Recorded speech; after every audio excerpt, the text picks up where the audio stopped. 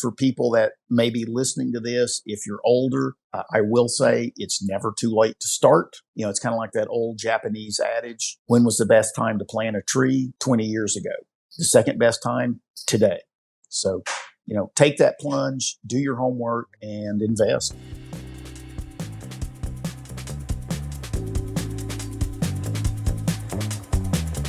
Welcome to The Path to Wealth, the show about well-being, fulfillment, and financial freedom. And I'm your host, Hennche. Welcome to another episode of The Path to Wealth. I'm your host, Hennche. I'm excited to introduce to you our special guest today, Shawn Griffith. After serving in the US Navy and working for large firms in the IT industry, Shawn, together with his wife Terry, founded TWT Multifamily, which now oversees an impressive portfolio of over 3,500 apartment units. Shawn is a strong supporter of education and proximity to people that are walking the talk. Thank you so much for joining us. Oh, you're welcome, Hannes. I really appreciate you inviting me on and sharing me with your network. Yeah, of course. So where did your journey of real estate investment start, and where did that money mindset come from?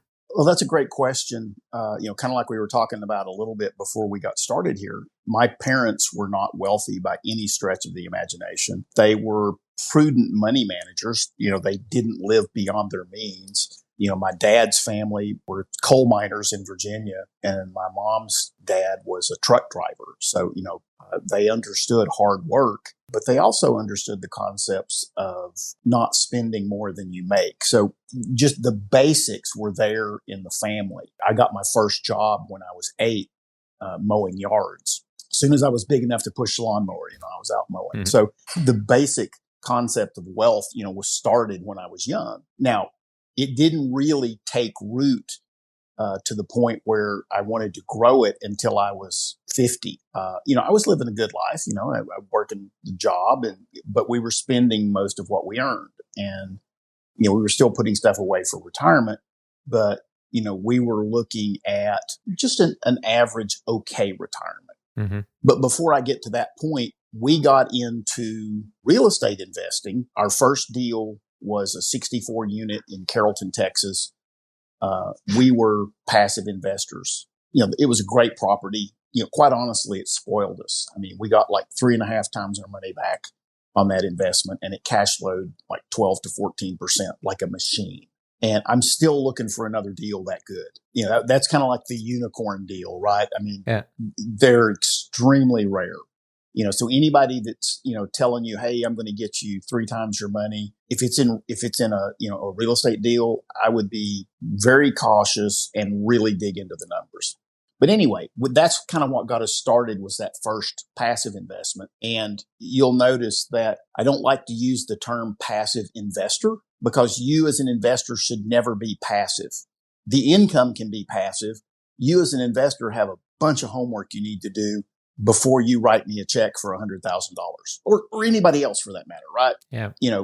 Whoever you're going to invest with, you need to do your homework, not only on them, but also on the deal that you're investing in. Anyway, back to, the journey of my wife and I, if you kind of fast forward from that first investment up to November of 2020, we were sitting around the kitchen table looking at spreadsheets and, kind of trying to figure out what retirement was going to look like.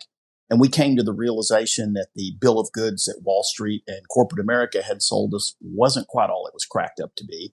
I mean, don't get me wrong. We had money and we'd had an okay retirement, but we'd have to cut back on our standard of living, cut back on what we give to our church and charities, and cut back on our travel. And we love to travel. And so we didn't want to cut back on anything. We wanted to step it up a notch. So we asked the logical question, how can we do that? Well, for us, we looked at several things. The answer was real estate. So we found a coach and a mentor, which, I highly recommend coaches and mentors. They can be very valuable, but it's like any other tool in your toolbox. If you don't use them and take advantage of them and implement what they tell you, you're just throwing your money away. So you've got to be willing to, if you're going to invest in a coach and a mentor, you've also got to be willing to take that next step and take action. But we did. We dove in head first. We closed on our first deal about 9 months later. We just closed on our 5th deal as general partners back February, middle of February, and we're 69 I think it's 69 days today, in on a $3 million rehab on a 190. Matter of fact, that's the property where I'm at right now. I'm sitting in the office. We're doing a property tour with some of our investors. I like that. It makes it all more tangible and real. I'm like, I'm Shawn. I'm so busy. I'm sitting on my property right now, touring investors while I'm doing podcasts. Hey, we do what we need to do. My goal is to get my wife retired from her W-2 job this year, and we need to get at least 2 more properties this year. Our goal is to get 3 more. We'll see. It'll be a stretch goal, but we'll see what we can do. But that's how the journey started. That's the important part. Is like initially, you were going by what you were comfortable with. We're living a W-2 job, living comfortably. Mm-hmm. But then you were like, hey, if I want a better life, I'll have to stretch a little bit. And that starts with education. You were putting that in. Mm-hmm. And after education, you're also applying it immediately. And I think implementing that over multiple deans, building your team, building a track record that you can point to them, like, hey, we've been doing this with successful other people that have been doing it for even longer than us, and kind of really pushing it forward for them and kind of encapsulating that. What does it mean for you as a couple that is looking at retirement now? You've completely changed the trajectory of what retirement could look like for you. Oh, absolutely. Right? We discussed, when we were looking at the different programs, we looked at several. And when we settled on the mentor that we wanted, we both agreed that if we're going to join this mentorship program, we're going to do all their training. We're going to apply what they tell us to do. And we're just going to keep taking action until things happen. And while you can do real estate on your own, it's just my opinion that you'd be crazy to, because there's so many things that you need to know, and so many skills you need to have, unless you're one of those rare individuals that can just literally sit down and learn something and apply it immediately. It's just a lot, and you need to spread it out over a team. Like, for instance, we don't do, day-to-day property management. We hire a company that does that for us. And to do that, you really can't get like a, 10, 12, 15 unit property. I mean, there are some small companies out there that do manage properties like that, but they're going to take, 10 to 12% of your profit right off the top. And, with larger properties, you can have the economies of scale. You're also less sensitive to, people moving in and out, because people move in and out all the time. Obviously, one of the goals is to try to reduce that as much as possible by, maintaining the property, keeping it nice, doing things for the residents, just making sure that everything is, in working order. Yeah. So what are your preferred markets that you're looking in right now? So we focus exclusively in DFW, specifically the mid-cities market, Hurst, Euless, Bedford. We'll look at Grand Prairie and Arlington and Irving as well.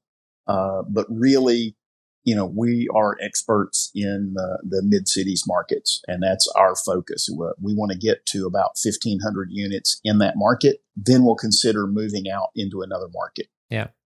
Actually, just 2 days ago, I read that the inner city, so the Dallas itself, it's always those areas that are growing together. It's hard to differentiate sometimes, but as a professional investor, you know the nuances.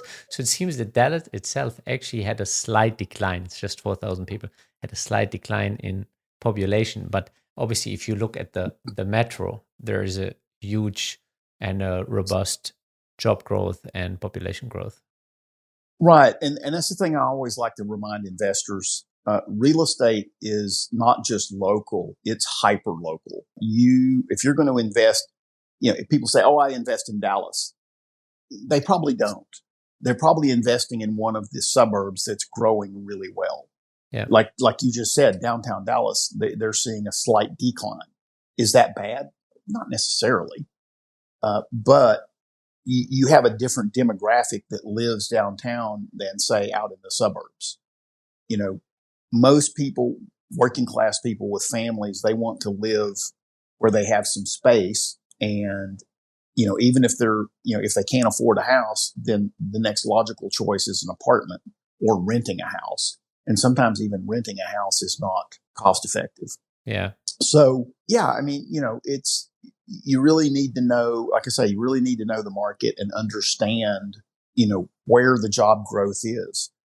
Frisco, Plano, Murphy, all up in that area, all along that I-75 corridor going north all the way up to Oklahoma. Sherman, Denison. Used to, nobody would ever consider building in or buying in Sherman. But since they announced they're putting a couple of very large, silicon chip manufacturing plants in, and one of the other things, Jimmy Buffett Margaritaville announced they're putting in a big water park right on the lake up there, on Lake Texoma on the Texas side. So there's going to be a massive need for housing. I know a couple of people that are actually building some large apartment complexes up there. You can't afford to buy land up there right now because the prices have probably tripled in the last 6 months. I mean, it's crazy.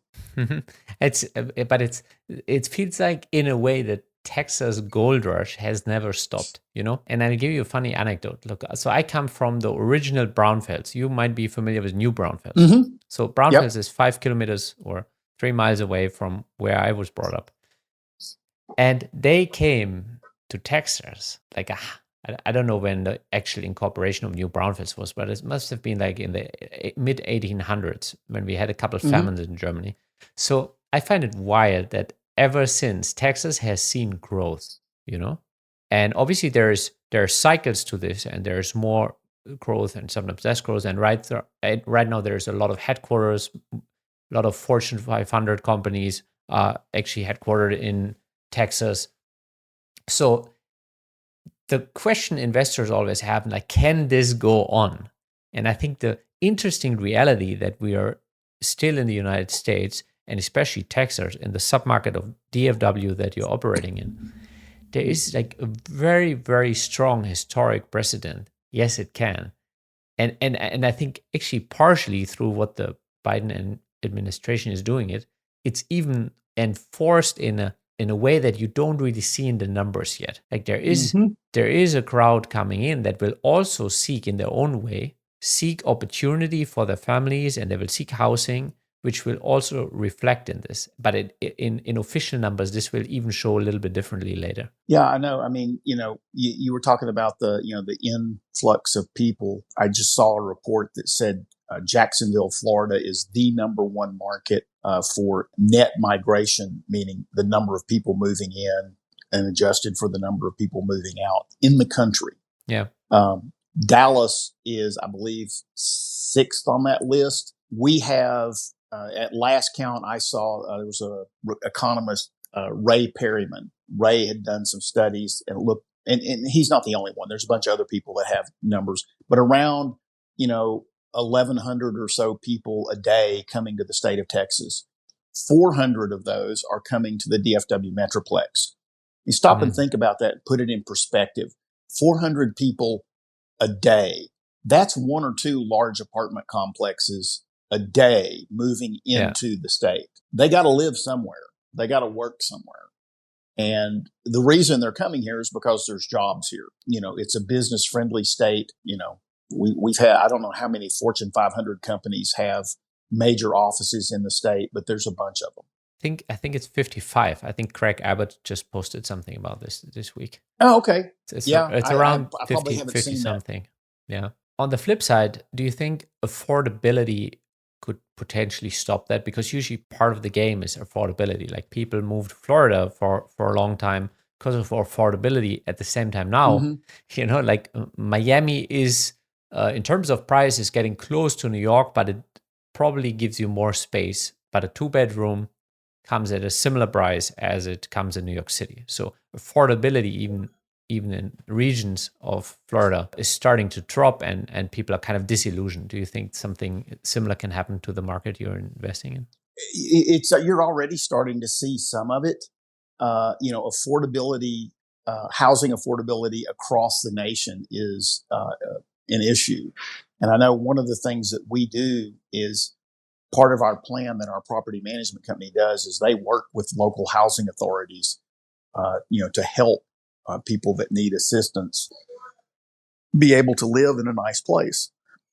And you're going to see affordability investing become more and more important as we go on through time. And, it's a challenge to be able, because the cost of everything keeps going up. So it's hard, to build affordable housing, because by the time you spend all that money to get it built, well, guess what? You've got to charge so much money now. It's not affordable anymore. So it has to happen. You're going to see government programs that are going to come in and help, prop up, affordable housing, because I really, again, I'm not a genius businessman. Maybe this is a problem we toss out to Elon Musk and say, hey, Elon, what can you do to solve this? Because he's a smart guy. He's got a lot of great ideas. And he's got a lot of time left to do it. Yeah. And he's got a little bit of money to do it with too. Because, it's one of those things. It takes time. It takes money. But above all, it takes somebody with the vision to be able to, well, how can we do that? I just had a conversation with a guy I met at a networking event. He's a fellow veteran, and he is supporting a charity that builds tiny homes for homeless veterans. And they don't just build a house and give them a house. They actually work with them on programs for, maybe they need some kind of rehabilitation, maybe they need medical assistance, whatever it is they need. They try to get them plugged into the right places, to get them off the streets and get them back up on their feet. And, having a tiny house is better than no house at all. Yeah. I don't really understand the landscape of why veterans become homeless. Is that a mental thing because they feel like whatever traumatic experience they've had is leaving them in a certain place? I honestly don't have enough experience to really give that a good answer. Okay. Based on what I've read, homelessness in general is because, for whatever reason, people feel disenfranchised. That's just a fancy way of saying they don't feel like they belong. They don't feel like they can hold down a job. Maybe some of it's mental. Maybe there's some physical things going on. Maybe they just don't want any responsibility. And owning a home is responsible. You've got to be able to make the payments. You got to be able to keep up the maintenance. You got to be able to keep it clean. You got to be able to keep yourself fed. So there's a lot of things in there. Why do people end up homeless? I don't know. Yeah. Are there things that we as a community can do to help reduce that? Sure. Can we ever eliminate it? Probably not. What do you think we as multifamily investors can do for the community of homeless? Well, I know, one of the things is, be open to, the affordable housing options that are available in your area.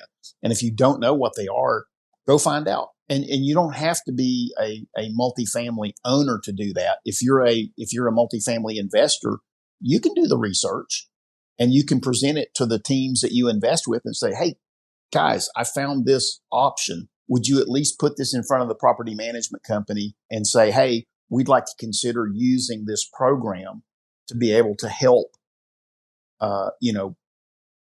fund people to get them into apartments. Yeah. The market shift in, obviously rent growth has gone down. Have you seen any concessions yet on your properties? Yeah, on a couple of them, we've had to offer concessions, and it's one of those things that the reason you offer concessions is because everybody else in the neighborhood's offering concessions. Yeah. If somebody looks at your apartment and you're charging the same rent as somebody down the street, but they can go down the street and get a half month or a month free rent, well, guess what? They're going to go down the street. Because a lot of times, even if you have a nicer product with bigger rooms, a lot of times it comes down to money. And if people perceive they're getting something free, or even they really are getting something free, where like a month's rent, waiving an application fee, whatever it is, right? They're not as prevalent as they were in the past. I've seen some times where,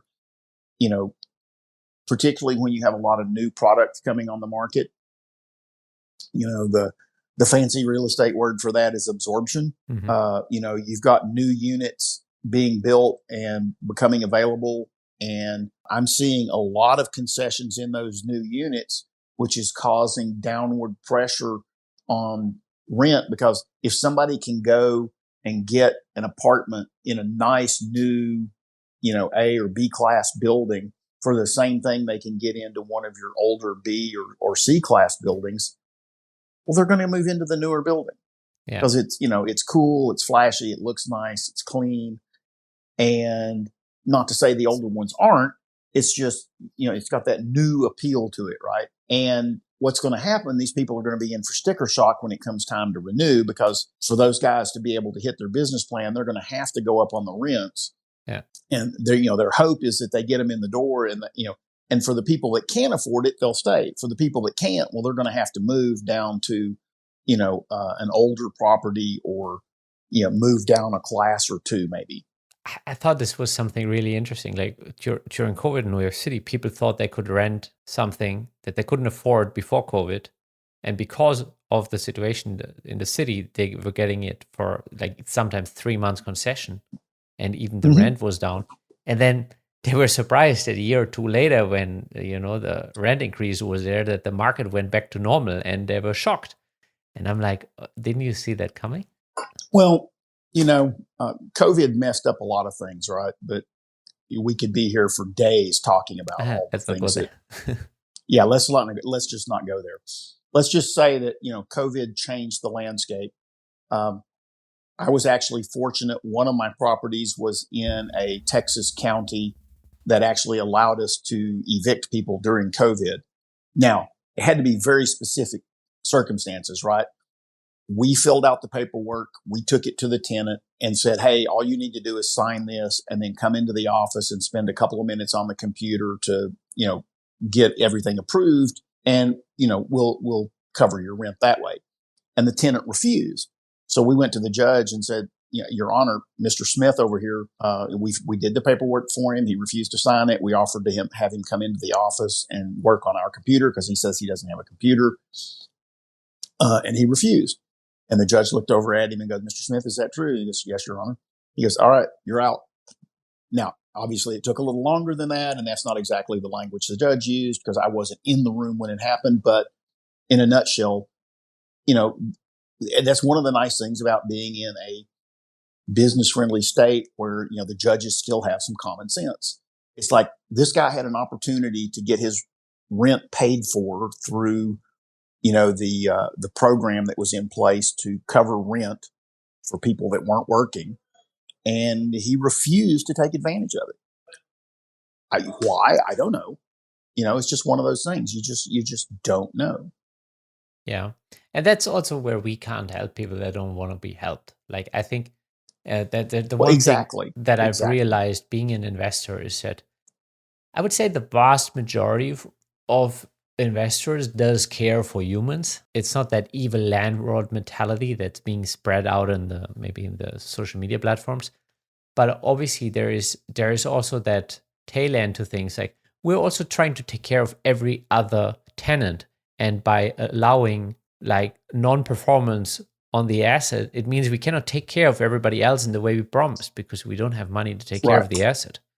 And it's not going to be clean. It's not going to be safe. So taking care of the community sometimes means that a single individual that is not wanting to comply maybe with what has been offered to be a sensible solution, like might have to go. Yeah, I mean, you can go back through history and look at, many cases of where people were not conforming to what was considered the norm of the time. And, those people were considered to be a detriment to the tribe, if you will. And, it goes all the way back into the tribalism. And you can even see it in animals as well. If you have, like a tribe of, chimpanzees or gorillas, and you've got somebody that's misbehaving, well, they'll be shunned by the tribe. And that, people look at that and go, oh, that's wrong. You should accept everybody. It's like, you can accept everybody as they are. You don't have to accept bad behavior. And that's the thing where, just because somebody feels like they're a protected class does not give them the right to do something that's detrimental to the group as a whole. Again, this would be one of those topics we could sit here and go on for days about. But you've just got to be a good corporate citizen, and I don't mean corporate in corporate company. I mean corporate as in the whole of citizenship, right? Yeah. Even so, as you said, some people feel disenfranchised and they don't feel like it's a common vision. So they feel like they don't want to participate, which is fine. So where do you plan to take this like over the next 5 years? So you want to retire Terry, but at the same time, along on this journey, you have the ability to help other people retire better by making them Yep. LPs. Even so, you don't like the word passive in this because there's a lot of education that it takes to become an LP. If you're going to do it right, yeah. And, I spent some money, prior to my first investment. And I'll be completely honest, that first investment scared the heck out of me. When I picked up the PPM and read it, I called the guy and go, what is this? He goes, all right, you probably need to take that to an SEC attorney and have them explain it to you. And so he recommended one to me. And I said, I called the guy up and said, hey, I'm a new investor. I've got this private placement thing here. I need you to review it and make sure it's a proper document. It does what it's supposed to do. And then I want you to sit down with me and explain it in plain English. And he goes, yeah, I can do that. And to this day, I blame him and the guy that I got into my first LP investment with as the reason for my real estate addiction. Well, it's a positive addiction. And it's a good thing. It is. It's a good thing. I joke with people. I say, yeah, I suffer the curse of the real estate investor. I look great on a balance sheet, but I don't have any cash. I'm working on that part of it. So let me ask you, how much did that first sit down cost you? Because I mean, a PPM is not a short agreement. I mean, an attorney might be able to skim over it, but then they like to read it word for word to make sure that you're actually able to explain it in that way. But maybe you can give a ballpark figure for. Yeah, this was about a dozen years ago. It was $500. Yeah, is flat fee, and that was for him to sit down with me for an hour and go through it literally, page by page. And that after he has read it. So I think it's a very reasonable fee for what he has done compared to. Oh, it was cheap. Yeah. If the same guy would do it today, he won't do it anymore. He would have somebody in his office do it. But if he was going to do that today, it would probably cost me $2,500. Yeah. I was just about to say that.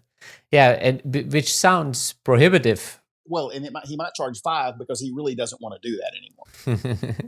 So you have to find a new striving SEC attorney who is willing to go through a document with you and explain it to you. Get the junior guy in the office. Don't get the partner.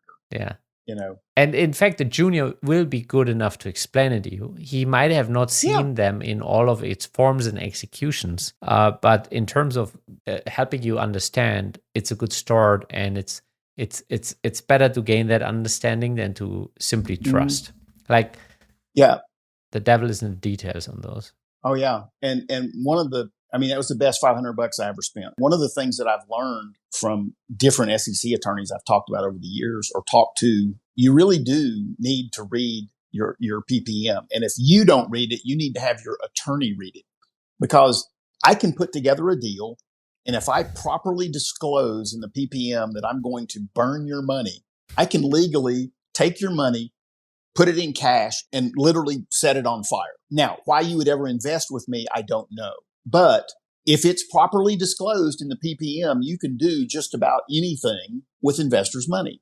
I could invest in fire hydrants for dog parks, crazy stuff, right?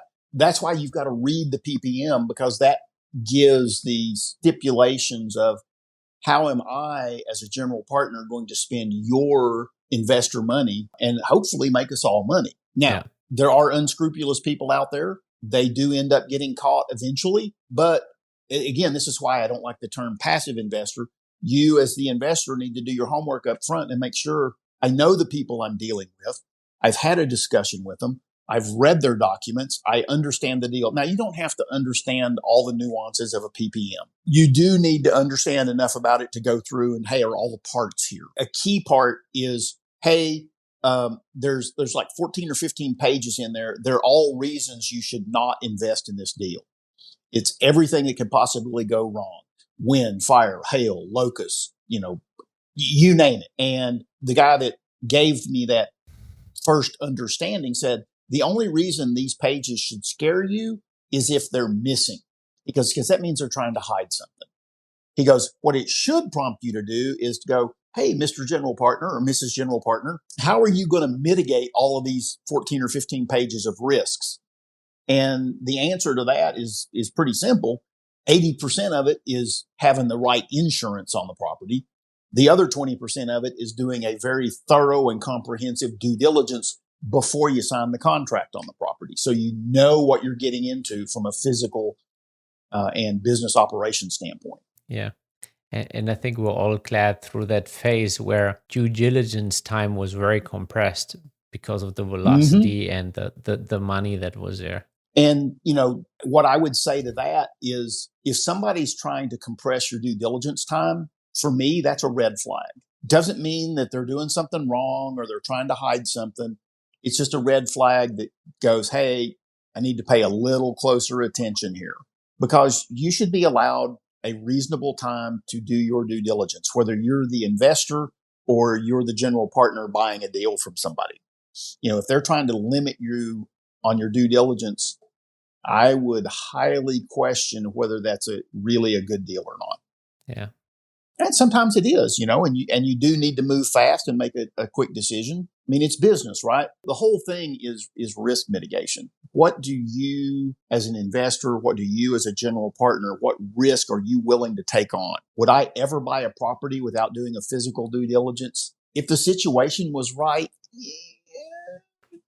probably not. No, I mean, I don't, it's just, if it was just my money and it was a great deal, I might. But if I'm taking investors' money, there's no way I'm going to buy a property without doing a very thorough due diligence on the property. It's just, I couldn't sleep at night if I did that. There's one story, and I think it kind of speaks to this, is Warren Buffett. He had a statement where he says he likes to operate at the speed of trust. And occasionally he does deals over the weekend, like multi-billion-dollar deals, because he knows who he's dealing with. And if they have like a long-standing relationship, and that, like, for example, you might be very comfortable or more comfortable buying a deal from Charlie, given that it's Charlie, and he's he has a name. He has a lot more to lose on selling a deal and like with a dead body in the basement, that he knows about. Exactly. Yeah. I mean, we have an investor, a general partner that my wife and I invest with as passive investors. If the guy came out tomorrow and told me he's doing a new build on the moon, I would invest in it because I know he's done his homework. I know he's going to be very thorough. I also know he's not going to come out and do that because, there's too much risk in that right now. But we're getting pretty close. I trust. Yeah, we are getting pretty close. But I trust the guy. Yeah. And, I actually have a couple of investors that, when I come out with a deal, I had one guy wired me money. I said, no, I said, you can't be wiring me money until you do the paperwork. I said, it has to go in a certain order. You can get me in trouble with the SEC if you're just wiring me money. Because I could take that and go to Tahiti. Well, he gave me money. There's a whole reason you want to keep all of that stuff in order. Yeah. I'm sure, what is the phrase in German? Das in Ordnung, something like that. Everything in order, everything in its place, something like that. Alles in Ordnung. Yeah. Oh, yeah. It's like, I love that you trust me enough to just send me money because they know I'm going to do the right thing with it. But I'll go like, please just do the paperwork. And of course, now it's all electronic. When I first started this, everything was in paper.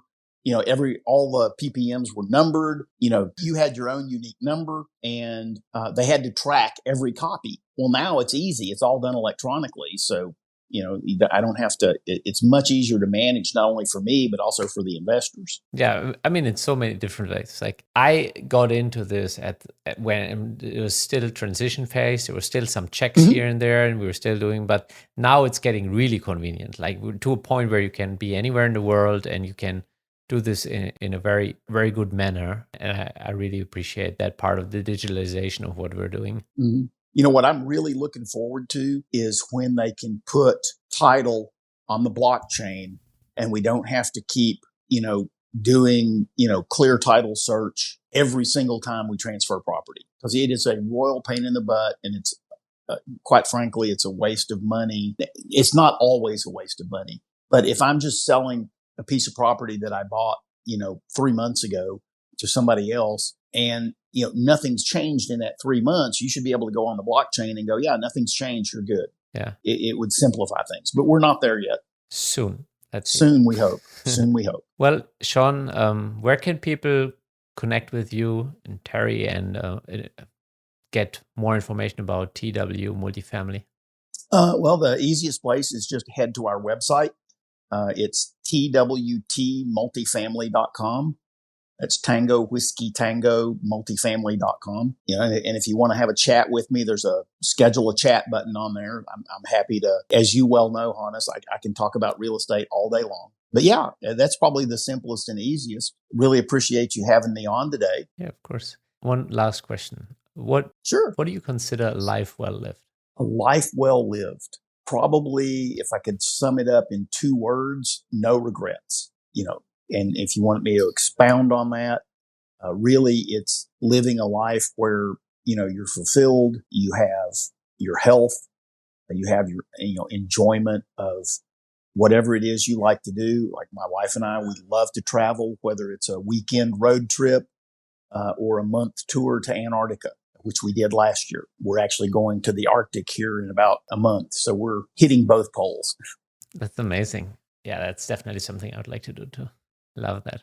So yeah, figuring out what it is you want to do, and being able to do it, and being able to give back and being socially responsible about it.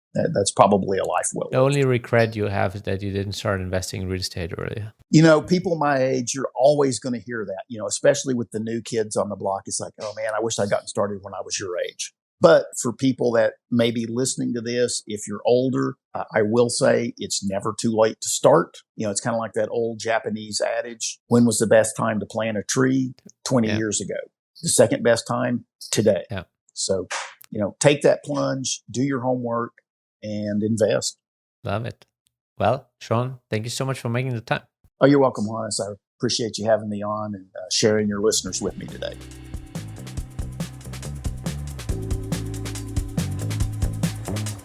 Thank you for joining us at The Path to Wealth. We hope you enjoyed today's episode.